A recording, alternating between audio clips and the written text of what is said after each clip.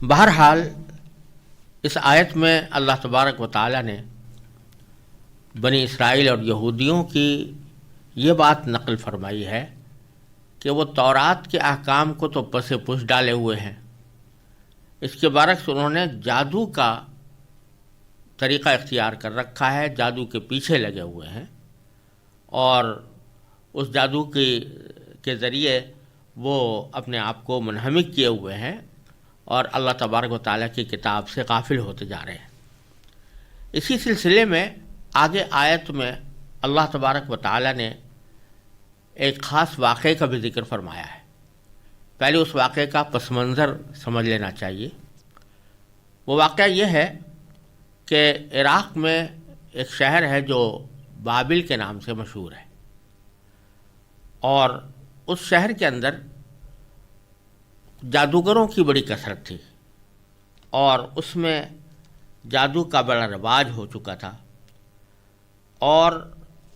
یہودی بھی اس ناجائز کام میں بری طرح ملوث ہو گئے تھے۔ اور نہ صرف یہ کہ جادو کے کام میں ملوث ہو گئے تھے، بلکہ وہ انبیاء کرام علیہ السلام کے معجزات اور جادو دونوں کو ایک جیسا سمجھنے لگے تھے، اور جس طرح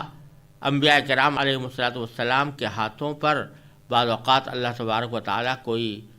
غیر معمولی واقعہ ظاہر فرماتے ہیں جس کو معجزہ کہا جاتا ہے، اور وہ ان کی نبوت کی دلیل ہوتا ہے، ان کے تقدس کی دلیل ہوتا ہے، اسی طرح جادوگروں نے یہ غیر معمولی باتیں لوگوں کے سامنے ظاہر کر کے اپنے تقدس کا اظہار کرنا شروع کر دیا تھا، اور لوگ جو ہیں ان کی ان عجیب و غریب باتوں کو دیکھ کر ان کو اپنا پیشوا بنانے لگے تھے۔ اور ساتھ ہی جادوگروں نے یہ بھی کہنا شروع کر دیا تھا کہ جو جادو کے کام ہم کرتے ہیں یہ براہ راست نتیجہ پیدا کرتے ہیں، یعنی اس میں اللہ تبارک و تعالیٰ کی مشیت کو کوئی دخل نہیں ہوتا، بلکہ جو فارمولے ہم نے جادو کے بنائے ہوئے ہیں ان میں بذات خود یہ تاثیر ہے کہ ان سے نتیجہ پیدا ہو جائے۔ تو دو قسم کی گمراہیاں اس کے ذریعے پھیل رہی تھیں۔ ایک گمراہی تو یہ کہ معجزے اور جادو میں فرق نہیں کیا جا رہا تھا، اور جس طرح معجزہ جن مقدس ہاتھوں پر ظاہر ہوتا ہے وہ نبی کہلاتے ہیں اور ان کی پیروی کی جاتی ہے، ان کو مقدس سمجھا جاتا ہے، اسی طرح جادوگروں نے اپنی غیر معمولی باتیں ظاہر کر کے جادو کے کرشمے دکھا کر لوگوں کو اپنے مقدس ہونے کا یقین دلانا شروع کر دیا تھا، اور لوگ جو ہیں ان کے پیچھے لگ رہے تھے۔ اور دوسری خرابی یہ پیدا ہو رہی تھی کہ جادو کو بذات خود مؤثر سمجھا جا رہا تھا۔ انبیاء کرام علیہم السلام نے ان کو جادو سے منع کیا، خاص طور سے یہودیوں کو، کہ یہ جادو جو ہے کوئی ایسی چیز نہیں ہے کہ جس کے پیچھے پڑا جائے، یہ ایک بری بات ہے، اور ساتھ میں جادوگروں کو مقدس سمجھنا یہ اس سے بری بات ہے، اور ان کو معجزے کی طرح مقدس سمجھنا اور ان کو دینی مقتدا بنا لینا یہ اور زیادہ خراب بات ہے۔ اور ساتھ ہی یہ بھی کہ اس جادو کو تم نے جو مؤثر بالذات سمجھا ہوا ہے کہ یہ بتاتے خود ان سے نتیجہ پیدا ہوتا ہے، اللہ تعالیٰ کی مشیت کے بغیر تو کچھ بھی نہیں ہو سکتا، تو یہ بھی ایک غلط بات ہے۔ انبیاء کرام علیہ السلام ان کو منع کرتے تو وہ لوگ انبیاء کرام کی بات مانتے نہیں تھے۔ دو وجہ سے نہیں مانتے تھے۔ ایک تو یہ کہ انبیاء کرام علیہ السلام کی باتوں سے ان کی اپنی نفسانی خواہشات کی تردید ہوتی تھی، اور ان کے نفسانی خواہشات کے خلاف تھی ان کی بات، اور دوسرے اس وجہ سے کہ اب یہ بکثرت ایسا ہوتا ہے کہ لوگ یہ کہہ کر دینی پیشواؤں کی باتیں ٹال دیتے ہیں کہ یہ لوگ جس چیز پر تنقید کر رہے ہیں اس کو جانتے تو ہیں نہیں، اور اس کے اوپر تنقید کر رہے ہیں، اس کی تردید کر رہے ہیں۔ تو انبیاء کرام علیہ السلام معجزات تو دکھاتے تھے، لیکن جادو کے فارمولے ان کو معلوم نہیں تھے، اور جادو کس طرح عمل کرتا ہے اس کا طریقہ بھی ان کو معلوم نہیں تھا، اس واسطے کہ یہ علم ہی غلط ہے اور ناجائز کام ہے، تو انبیاء کرام علیہ السلام کو اس کا کچھ علم نہیں تھا۔ تو اب اگر لوگوں کے سامنے یہ کہتے کہ تم جو جادو کر رہے ہو یہ ناجائز کام ہے اور بعض اوقات انسان کو کفر تک پہنچا دیتا ہے، تو ان کا ٹکا سا جواب یہ ہوتا کہ آپ تو خود جانتے ہی نہیں کہ جادو ہوتا کیا ہے اور جادو سے کس طرح نتائج پیدا ہوتے ہیں، لہذا جب آپ جانتے نہیں تو پھر آپ کو اس کے خلاف کچھ کہنے کا حق بھی نہیں ہے۔ اللہ تبارک و تعالیٰ نے اس صورتحال میں لوگوں کی اصلاح کے لیے بھی اور لوگوں کے امتحان کے لیے بھی 2 فرشتے انسانی شکل میں دنیا کے اندر بھیجے اور بابل میں وہ مقیم رہے۔ ان دونوں فرشتوں کا نام ہاروت اور ماروت تھا۔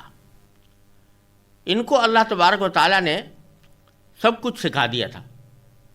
کہ جادو کے فارمولے کیا ہوتے ہیں اور کس طرح وہ لوگ اس کو آزماتے ہیں، کس طرح اس سے عمل کیا جاتا ہے، یہ ساری باتیں ان کو سکھا دی تھی۔ ان فرشتوں نے آ کر انسانی شکل میں آ کر لوگوں کو خبردار کرنا شروع کیا کہ تم جس قسم کے جادو میں مبتلا ہو، یہ جادو کوئی شریعت کا تقاضا نہیں ہے اور یہ گناہ کا کام ہے اور بعض اوقات انسان کو کفر تک پہنچا دیتا ہے، اور اس کو غلط استعمال اگر کرو گے تو دوہرا گناہ ہے، ایک تو جادو کرنے کا گناہ اور دوسرے اس غلط نتیجہ پیدا کرنے کا گناہ۔ یہ بات سمجھانے کے لیے اللہ تبارک و تعالیٰ نے فرشتوں کو انسانی شکل میں بھیجا، اور ان فرشتوں نے انسانی شکل میں آ کر کچھ معجزات دکھائے جس کے نتیجے میں لوگ مان گئے کہ یہ واقعی اللہ تعالیٰ کے بھیجے ہوئے فرشتے ہیں۔ اب وہ جب جادو سے لوگوں کو منع کرتے تو کوئی یہ نہیں کہہ سکتا تھا کہ یہ لوگ جادو نہیں جانتے، کیونکہ انہوں نے سارا جادو کا علم ان کے پاس موجود تھا اور وہ لوگوں کو وہ فارمولے، جادو کے فارمولے اگر وہ پوچھتے تو بتا بھی دیتے تھے، لیکن ساتھ ساتھ یہ کہہ دیتے کہ ہم اس لیے بتا رہے ہیں تاکہ تم اس سے پرہیز کرو، اس لیے نہیں کہ تم اس پر عمل کرو، بلکہ اس لیے بتا رہے ہیں کہ تم اس سے پرہیز کرو۔ یہ ایسا ہی ہے جیسے کہ کوئی شخص کسی گمراہ مذہب یا گمراہ دین کی تفصیلات لوگوں کے سامنے بیان کرے اور ان سے کہے کہ یہ گمراہی کا دین ہے، تو ان کو یہ کہنے کا حق حاصل ہوتا ہے۔ اس کا بیان کرنے کا مقصد یہ نہیں ہوتا کہ لوگ اس دین کی طرف جائیں۔ مثلا آج اگر کوئی مسلمان عالم عیسائیت یا یہودیت یا ہندو مذہب یا بدھ مذہب کے عقائد کو بیان کرے اور کہے کہ ہندو مذہب میں یہی عقیدہ ہے، بدھ مذہب میں یہ عقیدہ ہے، عیسائی مذہب میں یہ عقیدہ ہے، یہودی مذہب میں یہ عقیدہ ہے، تو اس کا مطلب یہ نہیں ہوتا کہ لوگوں کو وہ اس عقیدے کی دعوت دے رہا ہے، بلکہ یہ بتاتا ہے کہ اس میں یہ خراب عقیدے موجود ہیں اور پھر اس کی تردید بھی کرتا ہے اور لوگوں کو متنبہ بھی کرتا ہے کہ تم اس غلط عقیدے کو اختیار نہ کرنا۔ یہی صورت ہاروت اور ماروت نے اختیار فرمائی کہ جادو ایک طرح سے ان کا دین بن چکا تھا، تو اس دین کی تفصیلات بیان کرنے کے لیے اللہ تبارک و تعالیٰ نے ان فرشتوں کو بھیجا تھا کہ تاکہ لوگوں کو تفصیلات بتائیں، اور تفصیلات بتانے کے ساتھ ساتھ یہ بھی بتائیں کہ ہمیں جو تمہارے پاس بھیجا گیا ہے یہ آزمائش کے لیے بھیجا گیا ہے کہ تم آیا ہماری بات مانتے ہو کہ نہیں مانتے ہو، لہذا تم کبھی ایسے جادو میں مبتلا نہ ہونا جس سے اللہ تبارک و تعالیٰ نے منع فرمایا ہے۔ یہ کام فرشتوں کو سونپا گیا تھا۔ انبیاء کرام علیہ والسلام کو یہ کام اس لیے نہیں سونپا گیا کہ یہ انبیاء کرام کے شایان شان نہیں ہے کہ وہ جادو کے فارمولے لوگوں کو بتائیں اور زبان سے ان کو سمجھائیں کہ یہ فارمولے ہوتے ہیں۔ انبیاء کرام کے شایان شان یہ بات نہیں تھی۔ فرشتوں سے تو بہت سے تکوینی کام لیے جاتے ہیں اور ایسے کام لیے جاتے ہیں جو بظاہر شریعت کے خلاف ہوتے ہیں، مثلا کسی آدمی کو موت دے دینا، کسی کو قتل کروا دینا وغیرہ، یہ تکوینی کام ان سے لیے جا سکتے ہیں۔ لہذا اللہ تبارک و تعالی نے اس کے لیے انبیاء کرام کے بجائے فرشتوں کو منتخب فرمایا اور وہ جا کر لوگوں کو انہوں نے اس جادو کے فارمولے بتائے۔ بعض مفسرین نے یہاں یہ بھی بیان کیا ہے اور یہ احتمال بھی ظاہر کیا ہے کہ ہاروت اور ماروت لوگوں کو جادو کے فارمولے ان کو معلوم تو تھے لیکن وہ لوگوں کو سکھاتے نہیں تھے، بلکہ وہ سکھاتے تھے وہ اعمال کے جو شرعاً جائز ہیں، مثلا وہ دعائیں یا وہ ذکر یا وہ ایسی جھاڑ پھونک کے طریقے جو شرعاً جائز ہیں وہ سکھاتے تھے، اور ساتھ ساتھ یہ کہتے تھے کہ اس کو غلط استعمال نہ کرنا، یعنی کسی ناجائز مقصد کے لیے استعمال نہ کرنا، مثلا کسی میاں بیوی کے درمیان پھوٹ ڈالنے کے لیے تم یہ طریقہ اختیار نہ کرنا، یا کسی کی ناجائز محبت حاصل کرنے کے لیے یہ طریقہ اختیار نہ کرنا، یہ بھی بتاتے تھے۔ اور ہو سکتا ہے کہ دونوں ہی باتیں ہوں، کہ ایک طرف وہ جادو سکھاتے تھے تاکہ لوگ اس سے باخبر ہو کر اس سے اجتناب کریں، اور ہو سکتا ہے کہ متبادل طریقے پر کوئی ایسا جائز کام جو جھاڑ پھونک سے تعلق رکھتا ہو اور جو شرعاً جائز ہو، جیسے قرآن کریم کی آیات بعض اوقات اس غرض کے لیے پڑھی جاتی ہیں کہ اس سے کوئی دنیاوی مقصد حاصل ہو جائے، تو بعض اوقات اس سے ہو بھی جاتا ہے، تو اس قسم کا کوئی عمل یہ سکھاتے ہوں کہ اس طرح کرنے میں تو کچھ حرج نہیں ہے، مگر اس طرح کرنے کو بھی اپنا مشغلہ نہ بنانا، بلکہ اس کو غلط استعمال نہ کرنا کہ اس سے کوئی ناجائز مقاصد حاصل کیے جائیں۔ تو بہرحال یہ فرشتے اس کام کے لیے بھیجے گئے تھے، لیکن ہوا یہ کہ بنی اسرائیل کے یہودیوں میں سے بڑی تعداد نے فرشتوں کی اس بات کو پر تو عمل کیا نہیں کہ وہ جادو سے پرہیز کریں، اور نہ اس بات پر عمل کیا کہ کسی جائز طریقے عملیات کو غلط مقصد کے لیے استعمال نہ کریں، بلکہ جادو کے فارمولے سیکھتے اور جا کے کہتے کہ ہم اس لیے سیکھ رہے ہیں تاکہ اس سے اجتناب کریں، اور وہ عملیات بھی ہو سکتا ہے سیکھتے ہوں، اور پھر ان کو استعمال کرتے تھے حرام کاموں میں، جادو کے اوپر بھی عمل کرتے تھے اور ان عملیات کو بھی استعمال کرتے تھے جائز کاموں کے بجائے ناجائز کاموں میں۔ تو اس سے بعض اوقات یہ کرتے تھے کہ میاں بیوی کے درمیان پھوٹ ڈالنے کا کام لے لیا اس جادو کے فارمولے سے یا کسی عملیات کے ذریعے۔ تو اللہ تبارک و تعالیٰ یہ فرما رہے ہیں کہ آگے وما انزل علی الملکین ببابل ہاروت و ماروت، یعنی یہ یہودی پیچھے لگ گئے اس چیز کے جو نازل کی گئی تھی دو فرشتوں پر بابل شہر میں۔ ان دو فرشتوں کا نام ہاروت اور ماروت تھا، اور باری تعالیٰ فرماتے ہیں وما یعلمان من احد، یہ دو فرشتے کسی کو اس وقت تک کوئی تعلیم نہیں دیتے تھے حتیٰ یقولا، یہاں تک کہ جب تک ان سے یہ نہ کہہ دیں کہ انما نحن فتنہ، کہ ہم تو محض آزمائش کے لیے بھیجے گئے ہیں، فلا تکفر، لہذا تم جادو کے پیچھے لگ کر کفر اختیار نہ کرنا۔ یہ اللہ تبارک و تعالیٰ نے ایک آزمائش کا طریقہ ان کے لیے بھیجا تھا۔ باری تعالیٰ فرماتے ہیں کہ فَيَتَعَلَّمُونَ مِنْهُمَا مَا يُفَرِّقُونَ بِهِ بَيْنَ الْمَرْءِ وَزَوْجِهِ، فَيَتَعَلَّمُونَ مِنْهُمَا، یہ لوگ پھر بھی ان دو فرشتوں سے وہ چیز سیکھتے تھے کہ ما يُفَرِّقُونَ بِهِ، جس کے ذریعے وہ تفریق پیدا کر دیں، پھوٹ ڈال دیں، بین المرء وزوجہ، کسی مرد اور اس کی بیوی کے درمیان۔ اور ساتھ ہی اللہ تبارک و تعالیٰ نے اس عظیم حقیقت کو واضح الفاظ میں بیان فرمایا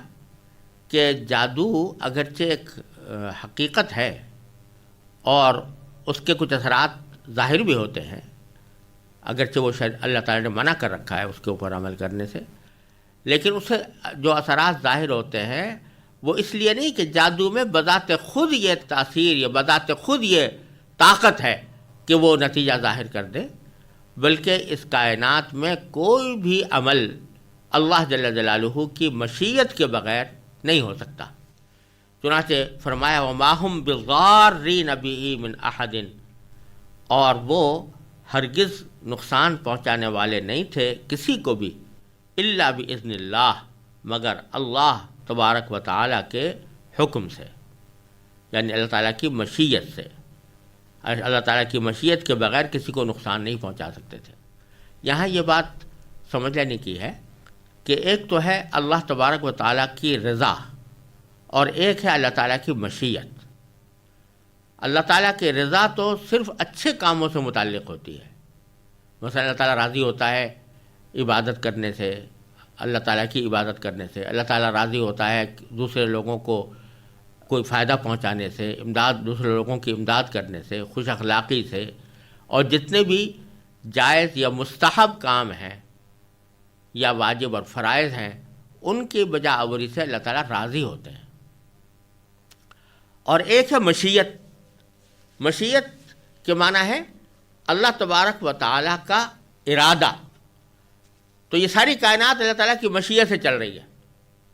اس میں اگر مسلمان پیدا ہو رہا ہے تو وہ بھی اللہ تعالیٰ کی مشیت سے پیدا ہو رہا ہے، اس میں کافر پیدا ہو رہا ہے تو وہ بھی اللہ تعالیٰ کی مشیت سے ہو رہا ہے، اس میں شیطان پیدا ہوا تو وہ بھی اللہ تعالیٰ کی مشیت سے ہوا۔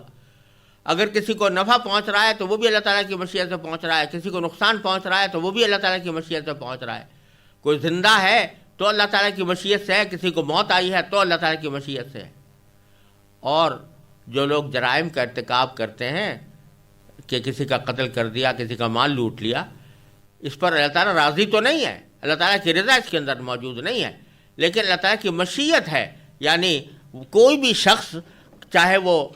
کتنا ہی بڑا طاقتور انسان کیوں نہ ہو، لیکن کسی دوسرے کو قتل نہیں کر سکتا جب تک اللہ تعالیٰ کی مشیت اس میں شامل نہ ہو۔ کسی کو نقصان نہیں پہنچا سکتا جب تک کہ اللہ تعالیٰ کی مشیت اس میں شامل نہ ہو، کیونکہ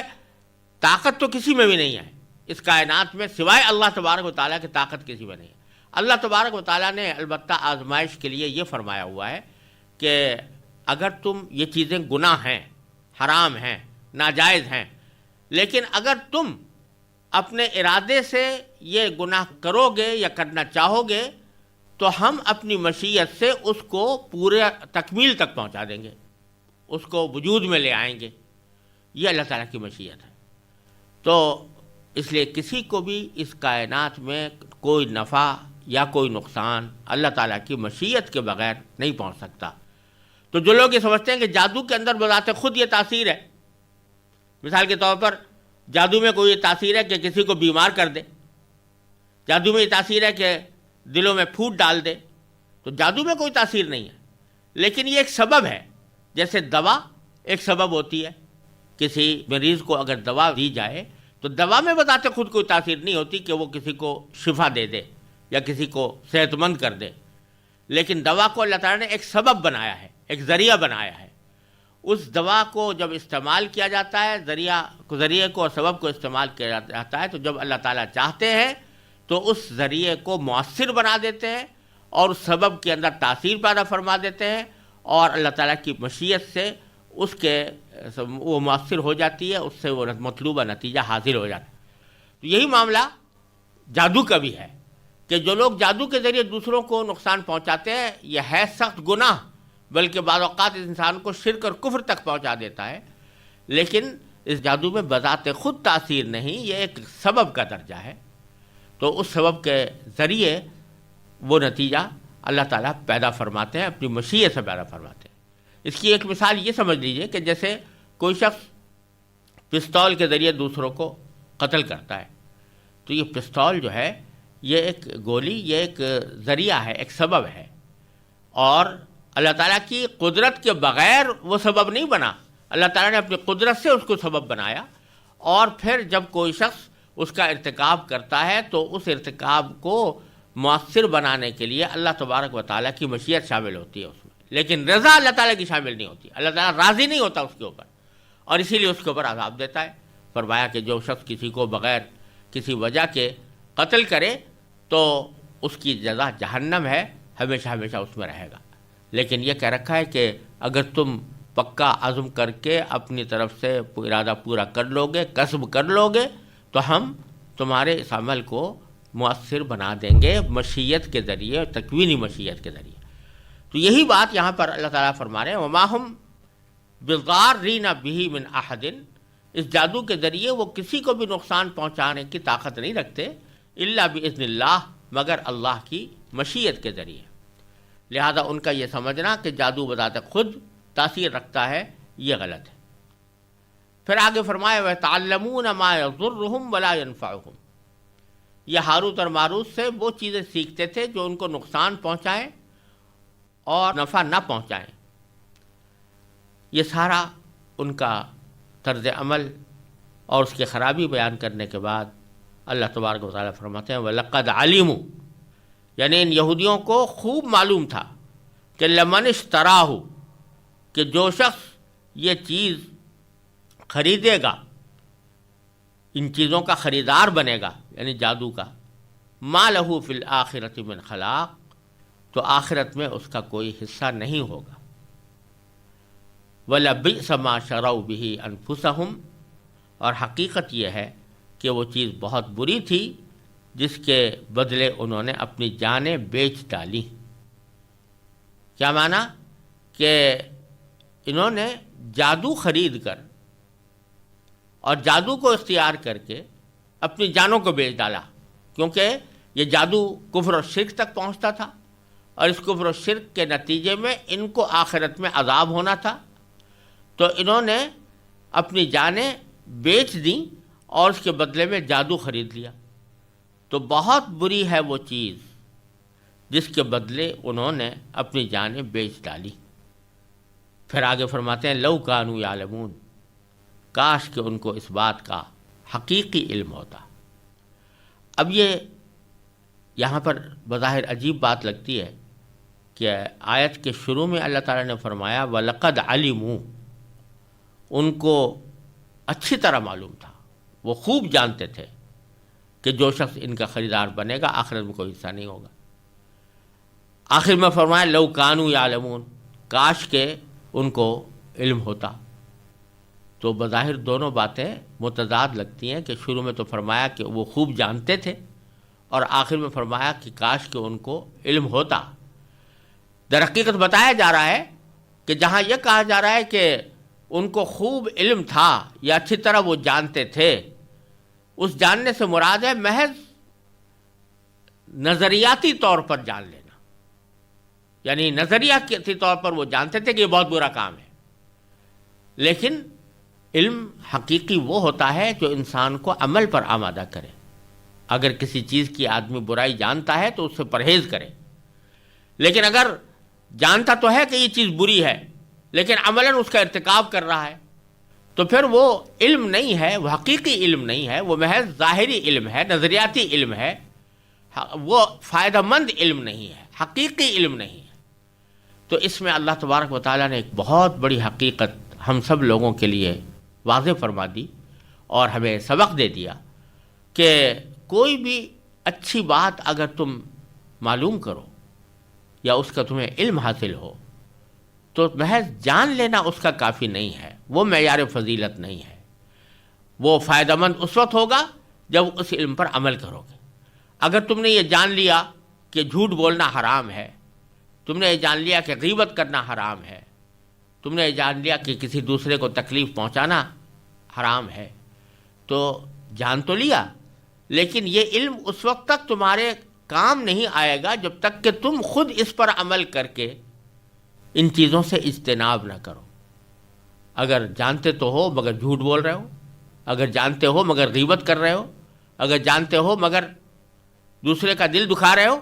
تو یہ سارے اعمال، یہ سارا تمہارا علم جو ہے یہ بیکار ہے، بے فائدہ ہے۔ تو یہ چیز اللہ تعالیٰ نے واضح کرنے کے لیے شروع میں ان کے بارے میں کہا کہ خوب جانتے ہیں، اور آخر میں فرمایا کاش کے جانتے، یعنی حقیقی علم کاش کہ ان کو ہوتا تو پھر یہ اس علم کے مطابق عمل کرتے اور ان چیزوں سے اجتناب کرتے۔ پھر فرمایا کہ وَلَوْ أَنَّهُمْ آمَنُوا وَاتَّقَوْا، اور اگر وہ ایمان اور تقوی اختیار کرتے، لَمَثُوبَةٌ مِّنْ عِندِ اللَّهِ خَيْرٌ، تو اللہ کے پاس سے ملنے والا ثواب یقیناً کہیں زیادہ بہتر ہوتا۔ پھر دوبارہ فرمایا کہ لَوْ كَانُوا يَعْلَمُونَ، کاش کہ ان کو اس بات کا بھی حقیقی علم ہوتا۔ تو ظاہری جو علم تھا، نظریاتی جو علم تھا، اس کا شروع میں ایک مرتبہ ذکر فرمایا، لیکن جو حقیقی علم جو انسان کو عمل پر آمادہ کر دے، اس کی نفی 2 مرتبہ فرمائی، جیسے اس بات کی تاکید کرنے کے لیے کہ نیرا کسی بات کو جان لینا انسان کے لیے فائدہ مند نہیں جب تک کہ انسان اس جانی ہوئی بات پر عمل بھی نہ کرے۔